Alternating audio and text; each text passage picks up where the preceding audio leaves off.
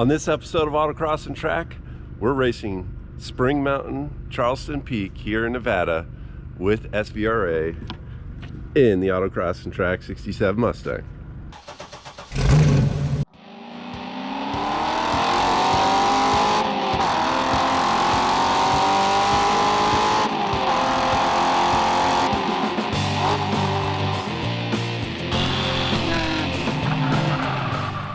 Never been to Spring Mountain before. Charleston Peak is their newest course. It looks very technical. We're running, I think, the 15 turn configuration. Most of the people here ran test and tune yesterday. I did not, so I'm getting my first look at the course this morning with time practice, which will set the grid for qualifying. But with the class I'm running in, I wouldn't mind just being in the back for practice, follow some of these cars, get the lay of the land. Been studying video. I'm out first this morning, or at least my run group is, so I don't have a lot of time as usual, but we're getting the car ready. I'm getting ready, and it should be a fun day.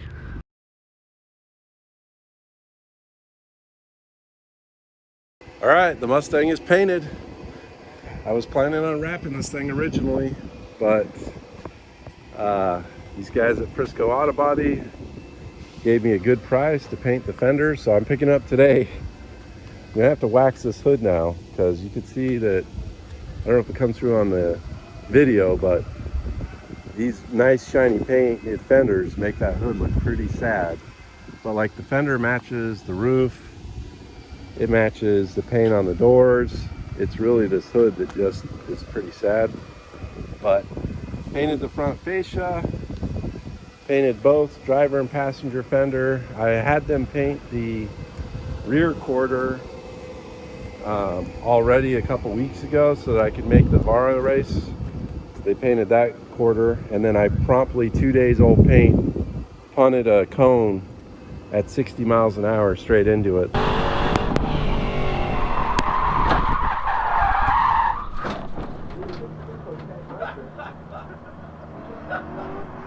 So unfortunately, it did scratch my fresh paint, but this is a race car. I'm a little sad about it, but I'm not too sad about it. And man, it looks good now. It's all black again. Let's get it home. Okay, it's been a while, but we're back working on the Mustang.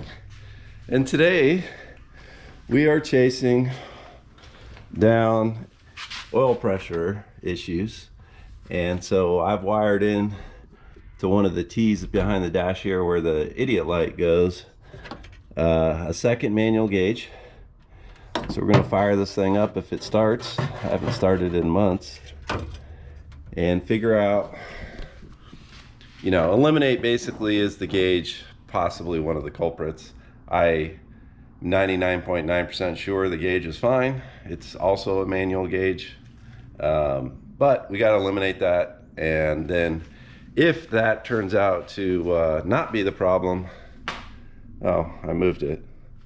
I've got a new oil pump, and we got to try and drop the cross member or lift the motor up high enough to get the oil pan off. So let's get it done. See how this thing starts after sitting for a few months. Give fuel pressure a chance to build, get some fuel in that carb.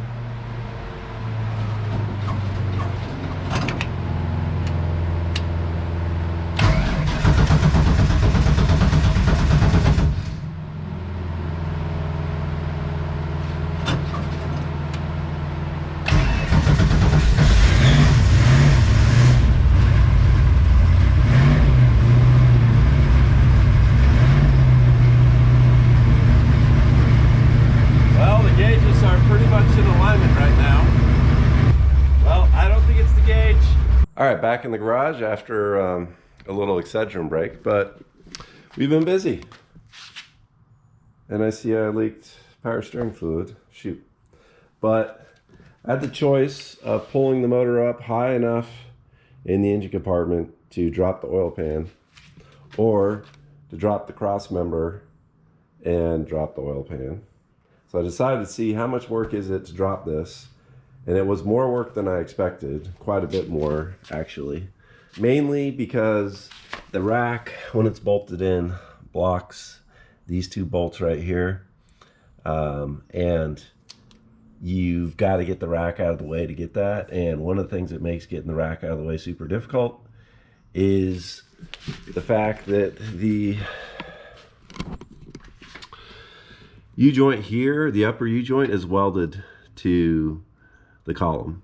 So it does not come apart, and the shaft is just a tad long enough to make it really difficult. So I had to actually drop the column down to the floor, which gave me just enough additional height on the U-joint that I was able to get the rack apart. I don't know whether I'll be able to get it back together as easily, but I'm not totally sure yet if this is faster or less work than lifting the engine. I mean, you got to take the torque arm off to get the drive shaft, the cross member off. Drive shaft, yeah, it's got to come out because we'd have to get the transmission low enough to try and lift this thing part way out. And, you know, then I'm undoing all the electrical, I'm undoing oil lines, I'm draining the coolant, you know, there is a, you know, disconnect the carb, all the exhaust. The headers generally have to come out of the way because they're so close to the frame. I can't lift it without it just thrashing into the frame. So it is a decent amount of work to pull this.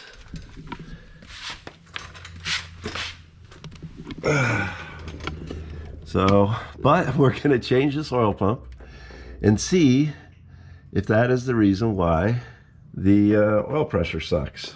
The other thing I can think of is this T a flow restriction? And that's contributing to the lower oil pressure than I want to see. And you know, it's got a one-way check valve here, because the way this works is goes through the oil filter, through the oil cooler, out the top of the oil cooler into this T, and that T feeds either the AccuSump in the back or returns to the motor. So when the AccuSump is full, this line is equal pressure, so it has no choice but to go down into the engine. And then with the one-way check valve is if the engine loses oil pressure and the AccuSump discharges, it can't go backwards through the engine. It has to go, or through the system, it has to go straight to the engine. So I'm thinking maybe a Y here would be better, so that the oil doesn't have to do a 90-degree turn through a crappy T-fitting. Otherwise, I don't know if there's really anywhere else that is a true restriction. I mean, yeah, I don't know. Nowhere else looks like it would be a restriction to me. It would just be that T. And then it's amazing how much oil stays in this oil pan after draining it, even though the engine tilts down a little bit, so the drain plug is at the lowest point. Lots of this gray stuff, if you guys remember from the video I recently uploaded, but it was actually from last year. So I'm curious, once I get this oil drained out, how much more of that is still in the bottom of the pan or not. And that's what I'm going to do now. All right, another day of working on the Mustang, or should I say night. So first COVID, then a cold. I got better, and then a cold. It's like, man, sick all the time. But we got an oil pump to change out. Here's the new one, another Melling pump. This is the one called for by the Canton Pan, the M83HV. Of course, when I opened it last weekend, between having COVID and a cold, great, where is, oh, the gaskets are in here. Okay, anyhow, when I tried to change this last week, found out that the gasket was missing a piece, and Summit, being the good folks they are, got this out like next day. So let's get this new oil pump put back on that motor. All right, we got the oil pan on, torque down, and Now we gotta wait 24 hours before filling it because I want to minimize the chance of any leakage. But I think I'm gonna go ahead and throw a few things on, like the cross member, and maybe start assembling the control arms and everything that goes on the cross member of the rack. I'm kind of curious to bolt the cross member on and then see if the rack goes on without fighting me where it connects to the steering arm. So wish me luck. All right, moment of truth. I decided not to wait the 24 hours for the silicone to cure. Just gonna start it up and see.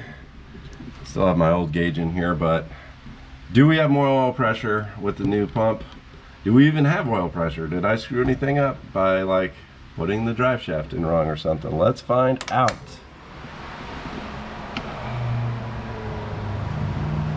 Okay. Give the chance for the carb to prime. Give it 4 pumps today. We're going 4. Yeah, we got oil pressure. Whoa, we got a lot more oil pressure than we used to have.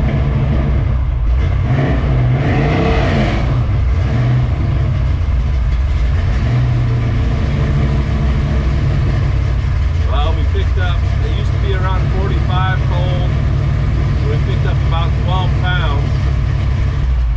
We'll see what it does on the track. All right, that's in my class right there. A former stock car, NASCAR, but he probably got practice yesterday, so I'm staying all the way in the back until we burn off the always there first run jitters.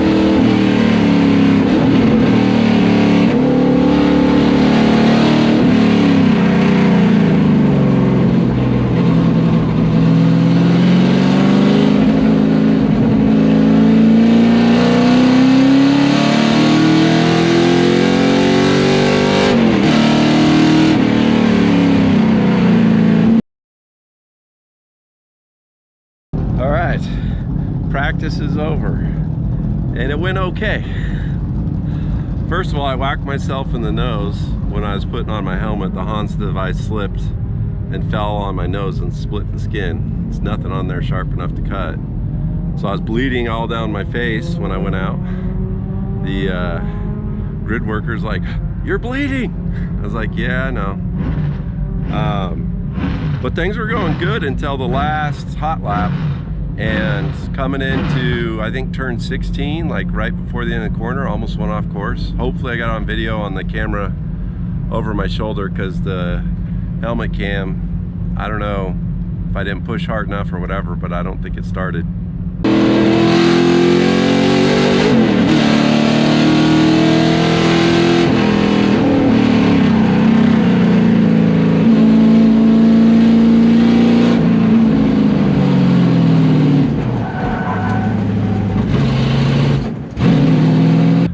So my best lap, 222. It's kind of slow. That lap where I pushed out and almost spun would have been a 220 at least. That cost me at least a full second, if not two, because that was also before the front straight. But boiled the brakes, so I never had put any cooling ducts on here because I had yet to need it. And I was trying to remember, I think the fluid is from last year, not this year.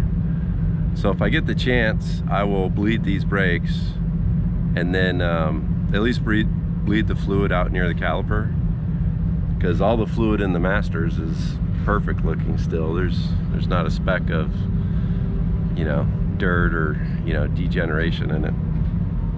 But this is a really hard course. A lot of blind corners, a lot of blind left-hand corners too, or at least one big one. And the way the cage and the A-pillar is in the Mustang, it's a really big blind spot. It's actually really hard to spot the exit on a couple of those. Turn 6 and turn 8, I'm having trouble a little bit with the exit. Turn 6 on the last lap, I thought I figured out something to help me with spotting 7, because 6 is also over a hill and a little bit blind.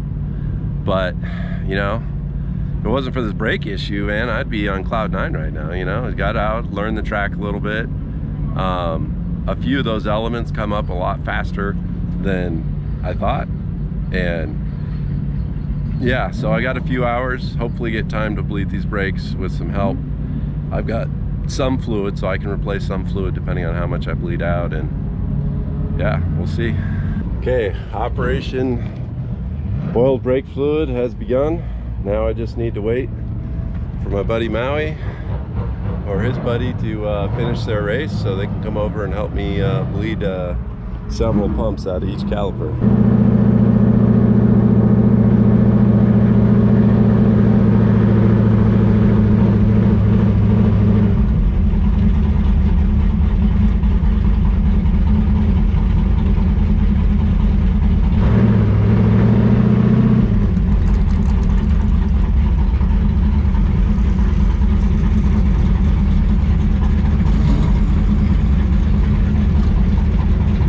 We got 1 minute. Gave you guys a look at the cars.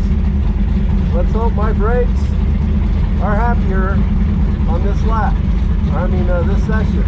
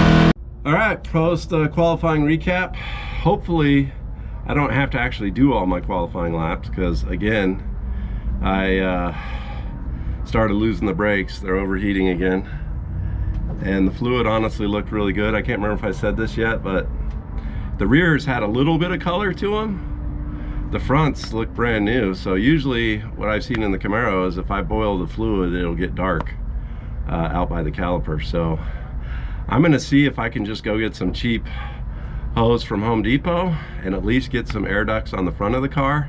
I don't even know if it's the front or the rear that are boiling over, given that color situation. It'd be really shocking to have the rears boil and not the fronts, but the fronts are 14-inch rotors with big massive Aerolite wide calipers, and the rear is just a little Dynalite caliper on an 11-inch rotor, but that's the standard setup for the circle track targeted full floater that I got in this thing. So I'm gonna get out, cool down, and then go shopping. Fingers crossed this does it. Just got back from Home Depot racing. Time to turn this ducting into brake cooling ducts, at least for the front. This Cobra Automotive front nose piece does have built-in brake ducts already, so I'm just going to use those, and fingers crossed, point this at the caliper that I can make it a whole road race session, because I only did 4 laps that session, and I was starting to feel it maybe a little bit in the 4th lap, but on the 5th lap I definitely felt it, so I pulled off. Okay, keep in mind, it just has to last the weekend, but this side's a little more complicated because the oil filter's right here, but we got it mounted to the ducts around here. I've got it tied into the caliper to hopefully try to cool the caliper down. I honestly don't know if I'm better off pointing this at the caliper or the rotor somewhere, but it's getting the caliper treatment today. Besides, with these weird front mounted calipers, I'm not sure how I'd point this at anything else, because I got the advantage of tying to the brake line here. Hope this works. All right, I came to grid way too early, and what was I gonna tell you guys? Oh yeah, so I got cooling for me and the brakes. Did improve the lap time last session from a 222 to a 217, which, by the way, my 217.3 is faster than the slowest Trans Am car, which was like a 217.8 or 9. So, and by Trans Am I mean the Trans Am 2, the new full tube chassis cars, the professional driver series.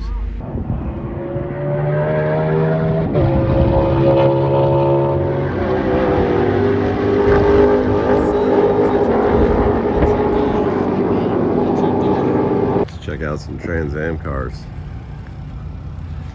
Love the side exit exhaust. Need to get me some of them stickers.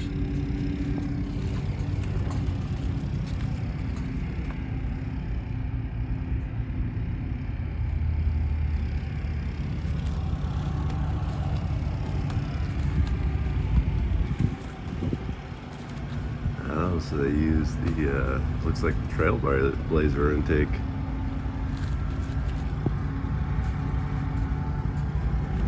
So they got cooling on the 2 spots.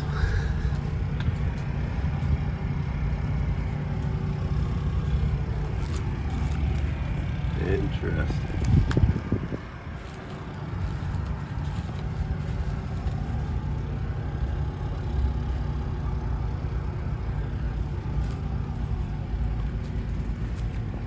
That's where all the magic happens.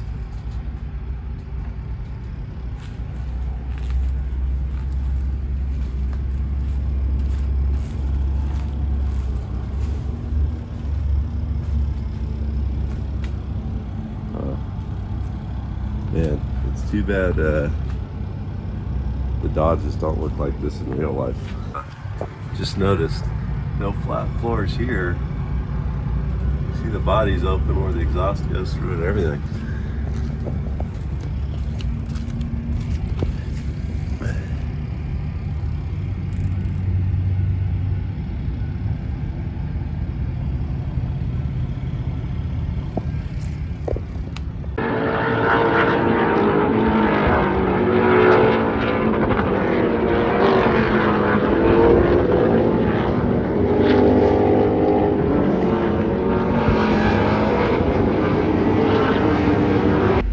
that was kind of exciting. Most of those guys are like 20 seconds faster than me, but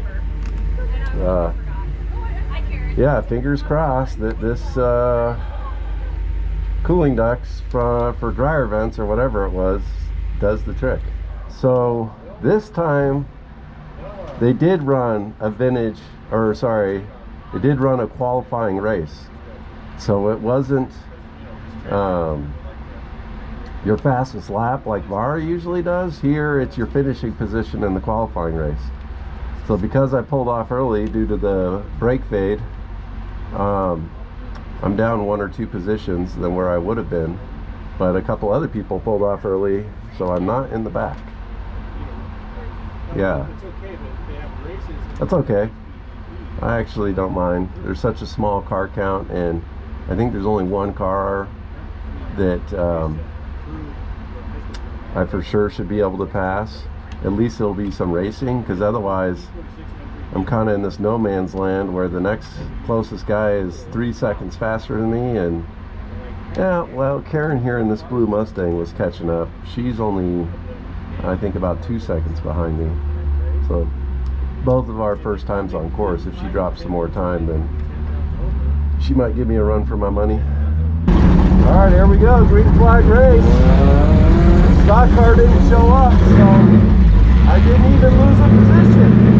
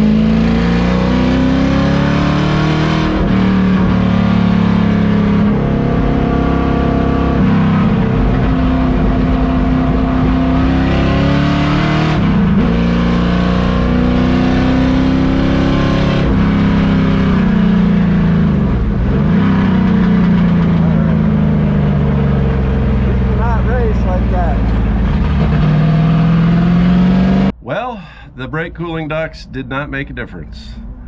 I lost my brakes. I did almost a full lap without touching them, and when I went to brake in the one spot for turn 10, they were gone. So I did not complete the race. It's a long way to come to find out that my brakes are not cutting it.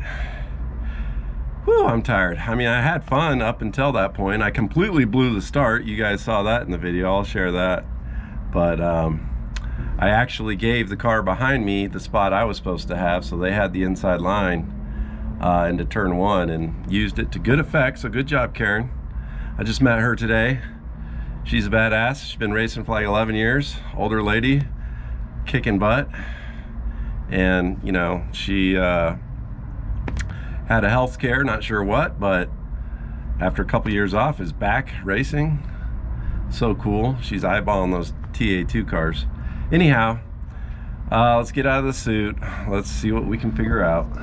Good morning. Day 2 of running with SVRA in the AutoXandTrack 67 Mustang. Yesterday did not go exactly how I wanted it to. The brake issues really put a damper on things. It was a fun day still. You know, it's not like I blew a motor or anything. Why I even said that right now? Stupid. But anyways, you know, this track is tough, and I was thinking about it a lot last night. And you know, 16 corners, there's only 3 corners out of 16 that I am not on the brakes, and maybe 3 of the 13 corners is it just a light brake. So maybe 9-10 corners, heavy braking, very hard track on the brakes, very hard track to drive. There's so many blind corners that you can't see the exit of. Lots of elevation, fun track.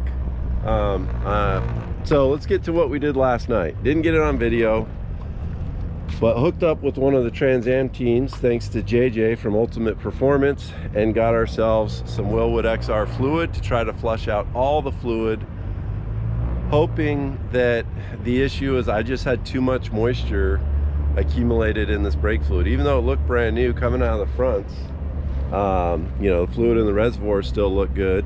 We borrowed some XR fluid, flushed a bottle through the front and a bottle through the rear, or basically flushed out all the stuff and used the bottle to refill, which, you know, the bottle would fill up about 1.5 reservoirs worth. So I think that's enough to have flushed out all the old fluid out of the brakes. So hopefully today we've got good brakes. That's the plan anyways. So we can go out and attack that course for more than 4 laps. It looked like yesterday's race got cut short a little bit, but it was still 8 laps long. So if we get the full session today, that's going to be 9 or 10 race pace laps. So a lot more than 4. Let's see how it goes. All right, here we go. See if all that work yesterday pays off on the brakes. This is the qualifying race. All right, I'm ready. Now we'll find out if the car's ready. Here we go.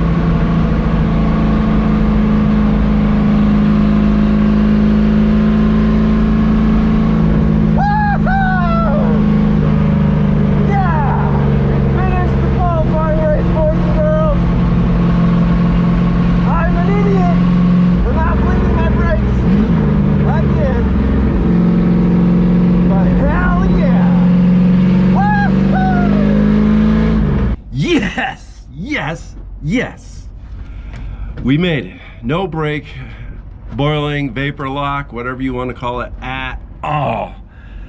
Oh man, I finally started to relax right towards the end of the session. I can't wait to see how many laps I did. I know it was more than 4. So huge shout out to Haley for being my brake pedal girl, pumping and bleeding all the fluid out. I appreciate you.